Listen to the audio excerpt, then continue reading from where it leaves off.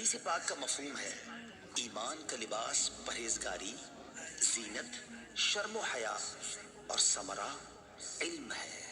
دے دے سی ہم کو ایمان و یقین کی روشنی، دے دے سی ہم کو ایمان و یقین کی روشنی، دیکھ لیں جس روشنی میں ہم جنا کے راستے، دیکھ لیں جس روشنی میں ہم جنا کے راستے۔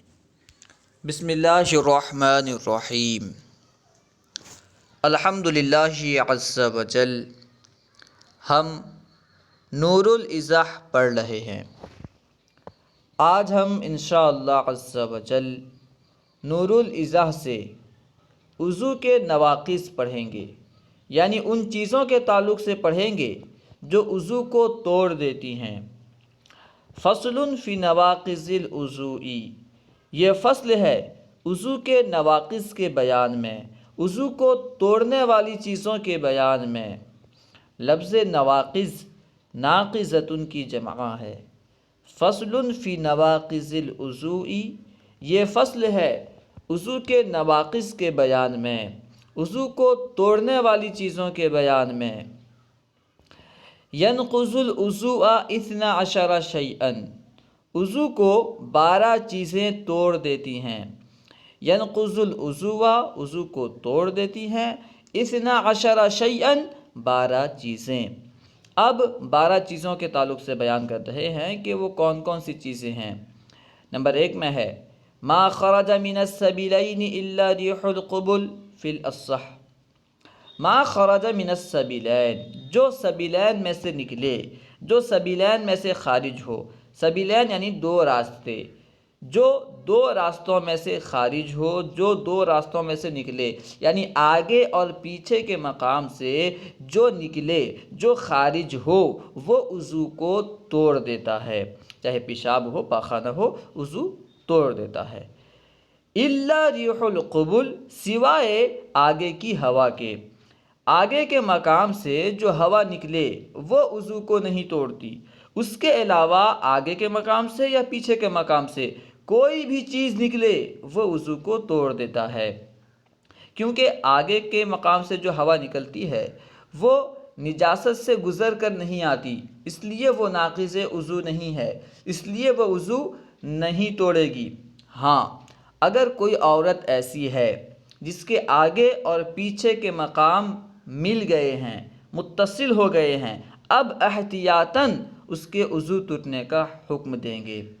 اگر اس کے آگے کے مقام سے ہوا نکلے، ایسی عورت ہے جس کے آگے اور پیچھے کے مقام مل گئے ہیں، اب اگر اس کے آگے کے مقام سے ہوا نکلتی ہے تو اب ہم اسے حکم دیں گے کہ وہ وضو کرے، اس کا وضو ٹوٹ گیا ہے احتیاطی طور پر۔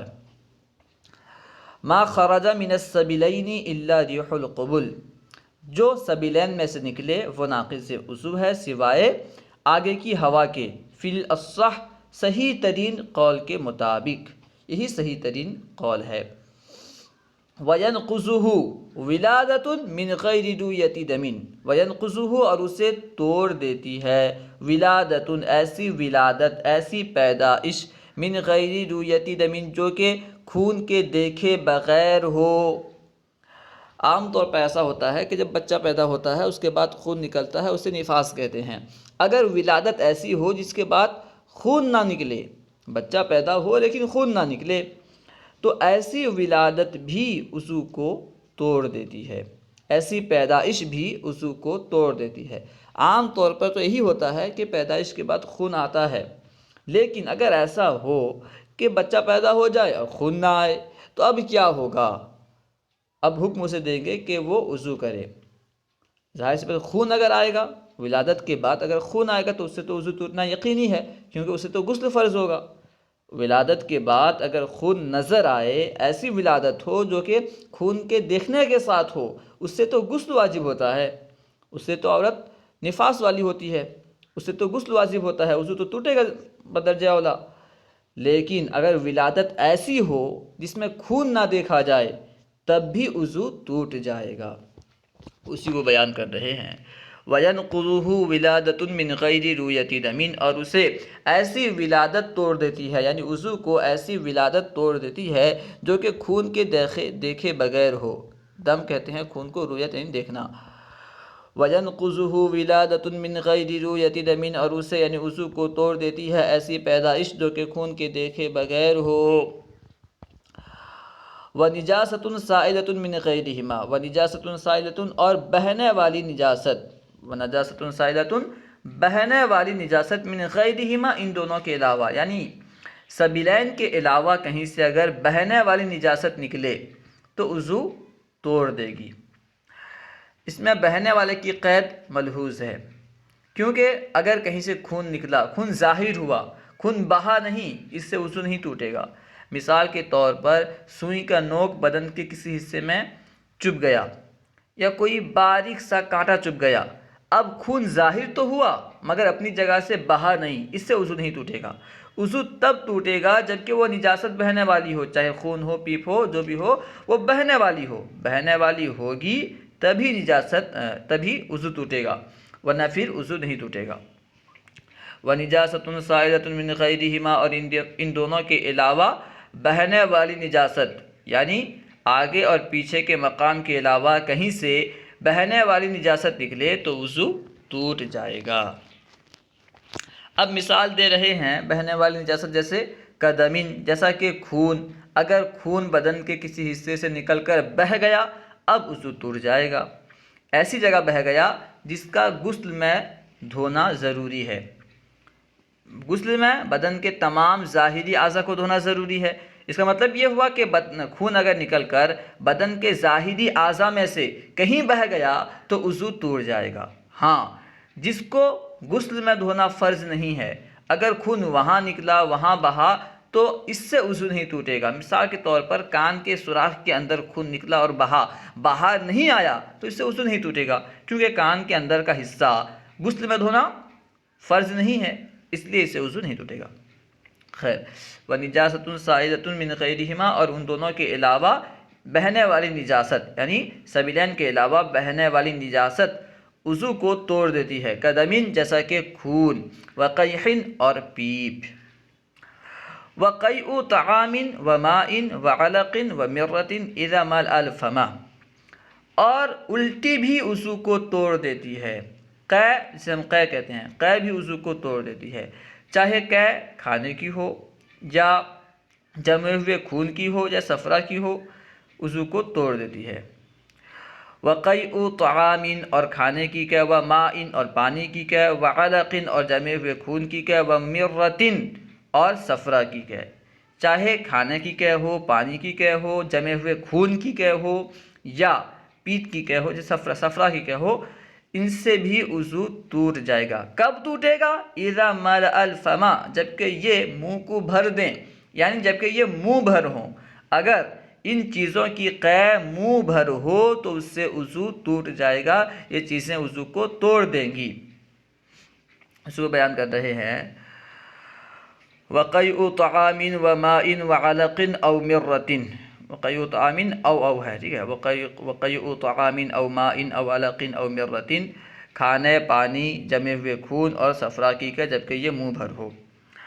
اب منہ بھر ہو اس سے مراد کیا ہے؟ آگے بیان کر رہے ہیں، وَهُوَ مَا لَا يَنْطَبِقُ عَلَيْهِ الْفَمُ، اور یہ وہ ہے جس پر منہ بند نہ کیا جا سکے، الا بتکلف، مگر تکلف کے ساتھ، یعنی قے اتنی ہو، اس طرح آئے جس کو تکلف کے بغیر نہ روکا جا سکے، جس پر تکلف کے بغیر منہ بند نہ کیا جا سکے، یعنی ایسی قے جس کو تکلف کے بغیر نہ روکا جا سکے وہ منہ بھر قے کہلاتی ہے۔ وقیء طعام وماء وعلق ومرۃ اذا ملأ الفم، اور وضو کو توڑ دیتی ہیں کھانے، پانی یا جمے ہوئے خون یا صفرا کی قے، جبکہ یہ منہ بھر ہوں۔ اور منہ بھر کسے کہتے ہیں؟ وَهُوَ مَا لَا يَنْطَبِقُ عَلَيْهِ الْفَمُ إِلَّا بِتَكَلُّفٍ، اور یہ وہ ہے جس پر منہ بند نہ ہو مگر تکلف کے ساتھ، یعنی ایسی قے جس پر تکلف کے ساتھ ہی منہ بند ہو تو وہ وضو کو توڑ دیتی ہے، علی الاصح، صحیح ترین قول کے مطابق۔ لیکن بلغم کی قے وضو کو نہیں توڑتی، اگر بلغم کی قے ہو، بلغم کی قے ہو تو اس سے وضو نہیں ٹوٹتا. کیوں؟ کیونکہ بلغم جو ہے وہ اس میں چکناہٹ ہوتی ہے، جس کی وجہ سے اس کے اندر نجاست حائل نہیں ہو سکتی، اس میں نجاست کا حلول نہیں ہو سکتا، نجاست اس میں نہیں آ سکتی. اسی وجہ سے بلغم کی قے چاہے تھوڑا ہو یا زیادہ، اس سے وضو نہیں ٹوٹتا. اب یہاں سے بیان کر رہے ہیں وَيُجْمَعُ مُتَفَرِّقُ الْقَيْءِ إِذَا اتَّحَدَ سَبَبُهُ، اور مختلف قے کو جمع کیا جائے گا جبکہ ان کا سبب ایک ہو. وَيُجْمَعُ مُتَفَرِّقُ الْقَيْءِ، اور متفرق قے کو، مختلف قے کو جمع کیا جائے گا. إِذَا اتَّحَدَ، جبکہ متحد ہو، جبکہ ایک ہو، سببہ، اس کا سبب. یعنی ایک ہی سبب سے اگر بار بار قے ہو تو ان تمام قے کو جمع کیا جائے گا اور دیکھا جائے گا کہ یہ منہ بھر ہیں یا نہیں ہیں. اگر منہ بھر ہوں تو پھر اس سے وضو ٹوٹنے کا حکم دیا جائے گا، اگر منہ بھر نہ ہو تو وضو ٹوٹنے کا حکم نہیں دیا جائے گا. لیکن سبب ایک ہونا چاہیے. مثال کے طور پر کسی بندے کو متلی آئی اور اسی متلی سے قے ہوئی، پھر تھوڑی دیر بعد اسی متلی سے دوسری مرتبہ قے ہوئی، تو اب دونوں قے کو جمع کیا جائے گا اور دیکھا جائے گا کہ منہ بھر ہے یا نہیں. وَيُجْمَعُ مُتَفَرَّقُ الْقَيْءِ إِذَا اتَّحَدَ سَبَبُهُ، اور متفرق قے کو، مختلف قے کو جمع کیا جائے گا جبکہ ان کا سبب ایک ہو. اگر مختلف بہت ساری قے ہوئیں، یعنی بار بار قے ہوئی، اگر ان کا سبب ایک ہے، ایک ہی سبب سے بار بار قے ہوئی ہے، تو سب کو جمع کیا جائے گا. دیکھ لیجئے وَيُجْمَعُ مُتَفَرَّقُ الْقَيْءِ إِذَا اتَّحَدَ سَبَبُهُ، اور متفرق قے کو، مختلف قے کو جمع کیا جائے گا جبکہ ان کا سبب ایک ہو. وَدَمٌ غَلَبَ عَلَى الْبُزَّاقِ، اور ایسا خون جو کہ تھوک پر غالب آ جائے، ایسا خون جو کہ تھوک پر غالب آ جائے. او سواہو، یا اس کے برابر ہو. ایسا خون جو تھوک پر غالب آ جائے یا اس کے برابر ہو، وہ بھی وضو کو توڑ دیتا ہے. یعنی منہ کے اندر سے خون نکلا، ظاہر سی بات ہے منہ کے اندر سے تھوک بھی نکلتا ہے، اب خون نکلے گا تو اس تھوک کے ساتھ ملے گا. اب ہمیں دیکھنا ہے کہ تھوک غالب ہے یا خون غالب ہے، یعنی تھوک زیادہ ہے یا خون زیادہ ہے. اس کے پہچانے کا طریقہ کیا ہے؟ علماء نے بیان کیا کہ اگر تھوک کا رنگ سرخ ہو تو ہم یہ مانیں گے کہ خون غالب ہے، خون زیادہ ہے، تھوک کم ہے. اگر تھوک کا رنگ سرخ نہ ہو بلکہ زرد ہو تو اب یہ مانا جائے گا کہ خون کم ہے اور تھوک زیادہ ہے، یعنی تھوک خون پر غالب ہے. تھوک خون پر غالب ہو تو رنگ زرد ہوتا ہے. خون اگر تھوک پر غالب ہو جائے تو پھر رنگ سرخ ہو جاتا ہے. ٹھیک ہے، اگر رنگ سرخ ہو تو وضو ٹوٹے گا، رنگ سرخ نہ ہو تو وضو نہیں ٹوٹے گا. ہاں، یہاں پہ یاد رکھنے کی بات یہ ہے کہ یہ اس خون کے بارے میں بات کہی جا رہی ہے جو کہ منہ سے نکلے، مسوڑے سے نکلے. اگر خون دماغ سے ٹپکے یا پیٹ سے نکلے تو چاہے خون تھوک پر غالب ہو یا نہ ہو، اس سے وضو ٹوٹ جائے گا. جو خون منہ کے اندر سے نکلے، مسوڑے کے جڑ سے نکلے، تو اس کا حکم یہ ہے کہ اس سے وضو تب ٹوٹے گا جب کہ خون تھوک پر غالب ہو، خون زیادہ ہو اور تھوک کم ہو. لیکن اگر خون پیٹ کے اندر سے اوپر اٹھے یا دماغ سے نیچے ٹپکے، یعنی دماغ سے منہ کے اندر آ جائے، چاہے تھوڑا ہو یا زیادہ، اس سے وضو ٹوٹ جائے گا. خیر، وَدَمٌ غَلَبَ عَلَى الْبُزَّاقِ أَوْ صَبَاهُ، اور ایسا خون جو کہ تھوک پر غالب ہو یا اس کے برابر ہو، وہ بھی ناقص وضو ہے، وہ بھی وضو کو توڑ دیتا ہے. اب بیان کر رہے ہیں وَنَوْمٌ، اور نیند، سونا. کیسا سونا؟ لَمْ تَتَمَكَّنْ فِيهِ الْمَقْعَدَةُ، ایسا سونا جس میں مقعد جمی ہوئی نہ ہو، من الارض، زمین سے. ایسا سونا، ایسی نیند جس میں مقعد زمین سے جمی ہوئی نہ ہو، مقعد زمین پر متمکن نہ ہو، ایسی نیند سے بھی وضو ٹوٹ جاتا ہے. وَنَوْمٌ لَمْ تَتَمَكَّنْ فِيهِ الْمَقْعَدَةُ مِنَ الْأَرْضِ، اور ایسی نیند جس میں مقعد زمین سے ٹکی ہوئی نہ ہو، جمی ہوئی نہ ہو. نیند ایسی ہو جس میں مقعد جو ہے یہ زمین سے جمی ہوئی نہ ہو، جم کر نہ ہو، تو اس سے بھی وضو ٹوٹ جائے گا. جیسے کوئی بندہ لیٹ کر سویا ہے تو اس سے وضو ٹوٹ جائے گا. اگر مقعد زمین پر جمی ہوئی نہیں ہے تو اس طرح سونے سے وضو ٹوٹ جائے گا. خیر وہ بیان کر رہے ہیں وَنَوْمٌ لَمْ تَتَمَكَّنْ فِيهِ الْمَقْعَدَةُ مِنَ الْأَرْضِ، اور ایسا سونا جس میں زمین میں مقعد جمی ہوئی نہ ہو. وَارْتِفَاعُ مَقْعَدَةِ نَائِمٍ قَبْلَ انتباهِهِ، اور سونے والے کے مقعد کا اٹھ جانا، ارتفاع اٹھ جانا،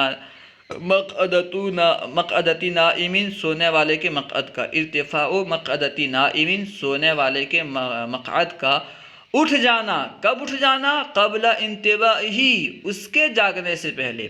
کوئی بندہ سو رہا تھا اور اس کی مقعد جمی ہوئی تھی، لیکن اس بندے کے اٹھنے سے پہلے اس کی مقعد اٹھ گئی، زمین سے اٹھ گئی، تو اب اس کا وضو ٹوٹ جائے گا. کیونکہ اس میں مسئلہ دراصل یہ ہے، حکمت یہ ہے کہ جب مقعد زمین پر جمی ہوئی نہیں ہوتی تو بدن کے جو اعضاء ہوتے ہیں یہ ڈھیلے پڑ جاتے ہیں، اور اس سے ریح کے خارج ہونے کا اندیشہ ہوتا ہے. ممکن ہے کہ ریح نکل جائے. جب بدن کے اعضاء ڈھیلے پڑ جاتے ہیں تو ہوا نکلتی ہے، بندے کو اس کا احساس نہیں ہوتا. اس لیے اعضاء کے ڈھیلے ہونے کو ریح کے نکلنے کے قائم مقام قرار دے کر کے اس کو ناقض وضو قرار دیا گیا ہے. ٹھیک ہے. خیر ارتفاع مقعدتی نائم قبل انتباہی، اور اس کے جاگنے سے پہلے، سونے والے کے جاگنے سے پہلے اس کی مقعد کا اٹھ جانا. جب سونے والا جاگا نہیں ہے اور اس کی مقعد اٹھ گئی، یعنی اس کے بدن کے اعضاء ڈھیلے پڑ گئے، اب ممکن ہے کہ ریح نکل گئی ہو، ہوا نکل گئی ہو اور اس کی خبر اسے نہ ہوئی ہو، اس لیے وضو ٹوٹ جائے گا. وَإِن لَّمْ يَسْقُطْ فِي الظَّاهِرِ، اگرچہ وہ نہ گرے ظاہر ترین قول کے مطابق، اگرچہ وہ نہ گرے، یعنی اس کی مقعد اٹھ گئی لیکن وہ گرا نہیں. کوئی بندہ سو رہا تھا، اس کی مقعد جمی ہوئی تھی اور اس کی مقعد اس کے جاگنے سے پہلے اٹھ گئی، لیکن وہ بندہ گرا نہیں.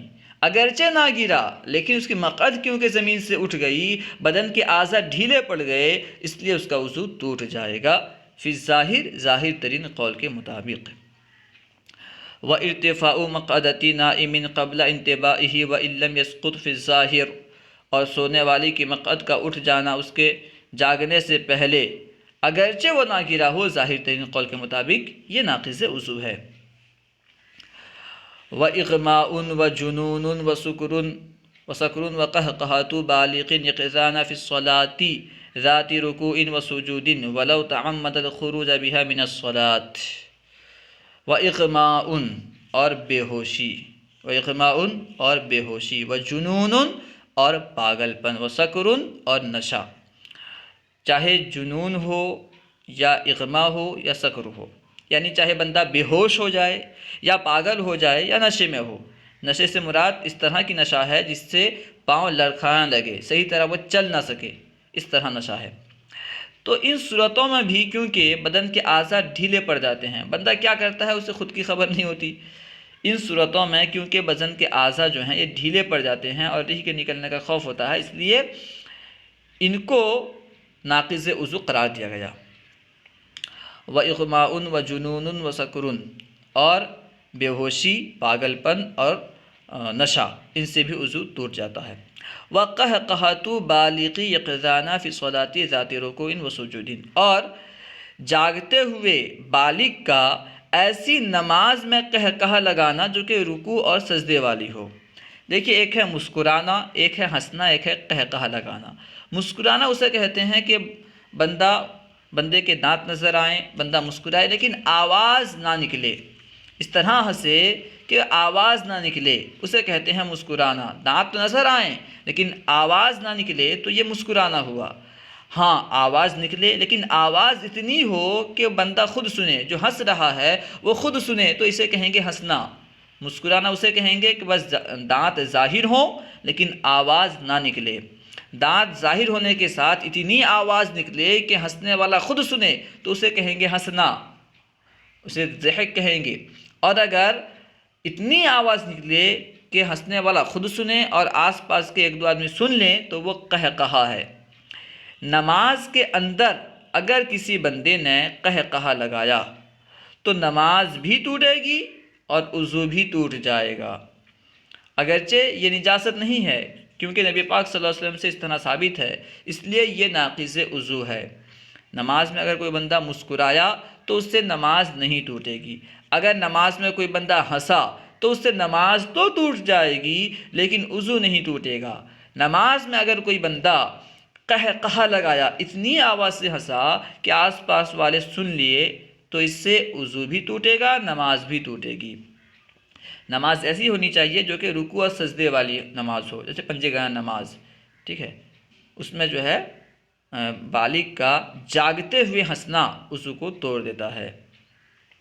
وَقَهْقَهَةُ بَالِغٍ يَقْظَانَ فِي الصَّلَاةِ ذَاتِ رُكُوعٍ وَسُجُودٍ، اور جاگتے ہوئے بالغ کا رکوع اور سجود والی نماز میں ہنسنا، قہقہہ لگانا۔ وَلَوْ تَعَمَّدَ الْخُرُوجَ بِهَا، اگرچہ وہ اس سے یعنی ہنسنے کے ذریعے سے، قہقہہ کے ذریعے سے ارادہ کرے، وَلَوْ تَعَمَّدَ، اگرچہ وہ ارادہ کرے کس چیز کا، الخروج نکلنے کا، بِهَا قہقہہ کے ذریعے سے، کس سے نکلنے کا، من الصلاۃ نماز سے۔ وَلَوْ تَعَمَّدَ الْخُرُوجَ بِهَا مِنَ الصَّلَاةِ، اگرچہ وہ قہقہہ کے ذریعے سے نماز سے نکلنے کا ارادہ کرے، کیونکہ نماز کے فرائض میں سے آخری فرض ہے خروج بصنعہ، یعنی اپنے کام سے، اپنے فعل سے نکلنا، یہ فرض ہے۔ نکلنے کے لیے، نماز ختم کرنے کے لیے سلام پھیرنا واجب ہے، فرض نہیں ہے، ٹھیک ہے۔ اس لیے اگر کوئی بندہ یہ کہے کہ میں ہنس کر کے نماز سے خارج ہو جاؤں، اگر کوئی ہنس کے قہقہہ لگا کر کے نماز سے نکلنے کا ارادہ کرے، تب بھی اس کا وضو جو ہے ٹوٹ جائے گا۔ خیر ایک بندہ دیکھ لیں۔ وَقَهْقَهَةُ بَالِغٍ يَقْظَانَ فِي الصَّلَاةِ ذَاتِ رُكُوعٍ وَسُجُودٍ وَلَوْ تَعَمَّدَ الْخُرُوجَ بِهَا مِنَ الصَّلَاةِ، جاگتے ہوئے بالغ کا رکوع سجدے والی نماز میں قہقہہ لگانا، اگرچہ وہ اس سے نماز سے نکلنے کا ارادہ کرے۔ وَمَسُّ فَرْجٍ بِذَكَرٍ مُنْتَصَبٍ بِلَا حَائِلٍ، اور فرج کو مس کرنا، کس چیز سے مس کرنا، بِذَكَرٍ مُنْتَصَبٍ، یعنی منتشر آلہ سے، منتشر آلہ تناسر سے فرج کو مس کرنا، بلا حائل، بغیر کسی حائل کے، بغیر پردے کے۔ مرد کا آلہ تناسر اگر عورت کے شرمگاہ سے ٹچ ہو، ملے، تو اس سے وضو ٹوٹ جاتا ہے۔ شرط یہ ہے کہ مرد کا آلہ تناسر منتشر ہو، سخت ہو، تو اس سے وضو ٹوٹ جاتا ہے۔ بلا حائل، بغیر حائل کی ہو، بغیر پردے کو ہو، یا پردہ اگر ہو، اگر کوئی درمیان میں کپڑا ہو، اتنا باریک کپڑا ہو جو حرارت سے رکاوٹ نہ بنے، اتنا باریک کپڑا ہو کہ حرارت سے رکاوٹ نہیں بن رہا ہے، اس سے بھی وضو ٹوٹ جائے گا۔ اگر ذکر منتصب ہے یعنی منتشر ہے، اگر ذکر منتشر ہے اور فرج سے اس کا ٹچ ہو رہا ہے، درمیان میں اتنا باریک کپڑا ہے جس سے حرارت میں کوئی کمی نہیں آ رہی ہے، حرارت میں رکاوٹ نہیں بن رہی ہے، وہ کپڑا حرارت میں رکاوٹ نہیں بن رہا ہے، تب بھی اس سے وضو ٹوٹ جائے گا۔ اسی طرح ایک عورت کا دوسری عورت کے شرمگاہ سے شرمگاہ ملانا، یعنی دو عورتوں کا آپس میں شرمگاہ ملانا، یا دو مردوں کا آپس میں شرمگاہ ملانا، ان سے بھی وضو ٹوٹ جاتا ہے۔ اگر دو عورتیں اپنی شرمگاہ ایک دوسرے سے ملائیں تو اس سے بھی وضو ٹوٹ جاتا ہے۔ دو مرد یا دو عورتیں اگر آپس میں شرمگاہ ملائیں اور درمیان میں کوئی کپڑا وغیرہ حائل نہ ہو تو اس سے بھی وضو ٹوٹ جائے گا۔ امید ہے کہ پوری بات سمجھ میں آ گئی ہوگی۔ اگر کوئی بات سمجھ میں نہ آئی ہو یا درسیات کے متعلق کوئی سوال کرنا چاہتے ہوں تو کمنٹ باکس میں سوال کریں، انشاءاللہ عز و جل ممکنہ صورت میں جواب دیا جائے گا۔ السلام علیکم ورحمۃ اللہ وبرکاتہ۔